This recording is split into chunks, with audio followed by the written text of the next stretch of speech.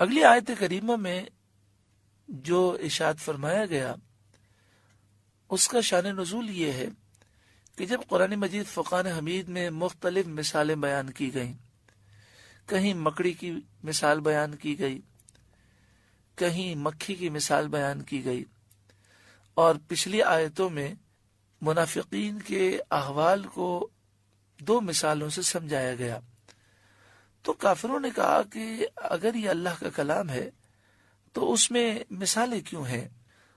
اللہ رب العالمین ہے تو یہ معمولی چیزوں کی مثالیں کیوں دی گئیں؟ تو ارشاد فرمایا گیا ان اللہ لا یستحیی ان یضرب مثلا ما بعودا فما فوقها، بے شک اللہ اس سے حیا نہیں فرماتا کہ مثال سمجھانے کو کیسی ہی چیز کا ذکر فرمائے، مچھر ہو یا اس سے بڑھ کر۔ ان اللہ، بے شک اللہ تعالی، لا یستحیی حیا نہیں فرماتا، ان یضرب مثلا کہ وہ مثال بیان کرے، ما بعودا چاہے وہ مثال مچھر کی ہو، فما فوقها یا اس سے بڑھ کر ہو، کیونکہ مثالیں سمجھانے کے لیے ہوتی ہیں۔ کلام کا کمال یہ ہوتا ہے کہ چھوٹی مثال سے بہت بڑی چیز سمجھا دی جائے۔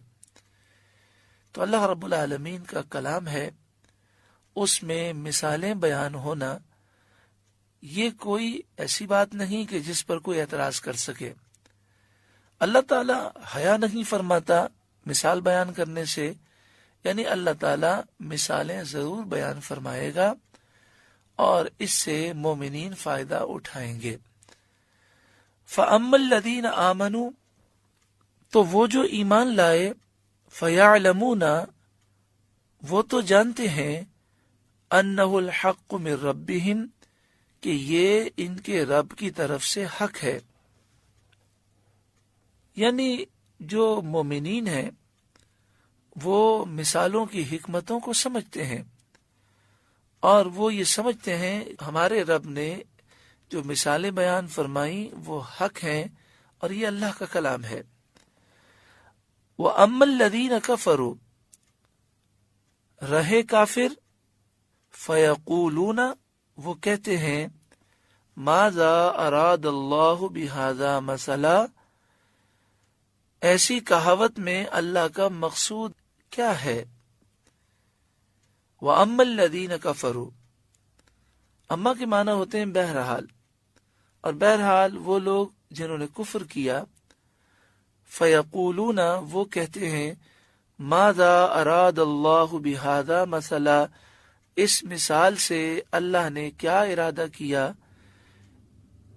اس مثال میں اللہ کا مقصود کیا ہے، یعنی اللہ نے یہ مثالیں کیوں بیان کی۔ آگے اس کی حکمت بیان کی گئی، یضل بہ کثیرا، اللہ بہت ساروں کو اس سے گمراہ کرتا ہے، وَيَهْدِي بِهِ كَثِيرًا اور بہت ساروں کو ہدایت فرماتا ہے،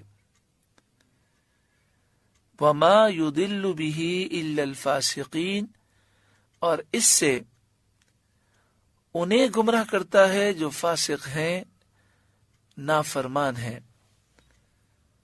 اس آیت کریمہ میں یہ بیان ہوا کہ بہت سے ایسے لوگ ہیں جو قرآن مجید فرقان حمید سن کر بھی گمراہ ہو جاتے ہیں، اور بہت سے وہ ہوتے ہیں جنہیں اللہ تعالی ہدایت دیتا ہے، قرآن سے وہ نور و برکتوں کو حاصل کرتے ہیں۔ اس سے ہمیں یہ سمجھنا چاہیے کہ صرف قرآن پاک پڑھ لینا، ترجمہ سمجھ لینا یہ کافی نہیں ہے۔ اللہ تعالیٰ سے دعا کرنی چاہیے کہ اے ہمارے رب، تو ہمیں ہدایت نصیب فرما، ہمیں گمراہی سے محفوظ فرما، کیونکہ نبی کریم صلی اللہ علیہ وآلہ وسلم نے بھی ایسی قوم کا ذکر فرمایا، اور صحابہ کرام علیہم رضوان کے دور میں بھی ایسے لوگ تھے کہ جو قرآن پڑھتے تھے، اس کا مفہوم غلط سمجھتے تھے، اور صحابہ کرام کو مشرک کہتے تھے۔ اس کی تفصیل جاننا چاہیں تو آپ شرک کی حقیقت کتاب پڑھ لیں یا کیسٹ یا سی ڈی سن لیں. ایسے لوگ تھے جو حضرت علی، حضرت امیر معاویہ اور تمام صحابہ کرام کو مشرک سمجھتے تھے اور اپنے آپ کو توحیدی سمجھتے تھے. چونکہ قرآن مجید فرقان حمید کی آیات کا مفہوم انہوں نے غلط سمجھا اور خود گمراہ ہو گئے، اور پھر نعوذ باللہ من ذالک حضرت علی رضی اللہ تعالیٰ عنہ کو جس شخص نے شہید کیا، عبد الرحمن بن ملجم، یہ پہلے حضرت علی کے ساتھیوں میں سے تھا، لیکن گمراہ لوگوں کے ساتھ اٹھنے بیٹھنے کی وجہ سے گمراہ ہو گیا، اور پھر قرآن کے مفہوم کو غلط سمجھنے کی وجہ سے یہ تمام صحابہ کرام کو مشرک سمجھتا تھا، اور حضرت علی رضی اللہ تعالیٰ عنہ کو مشرک اعظم کہتا تھا، نعوذ باللہ من ذالک. اور اس نے حضرت علی پر قاتلانہ حملہ کیا. جب حضرت علی رضی اللہ تعالیٰ عنہ زخمی ہوئے تو عبد الرحمن بن ملجم کو گرفتار کر لیا گیا. جب حضرت علی رضی اللہ تعالیٰ عنہ شہید ہو گئے تو اسے قتل کی سزا دینے لگے.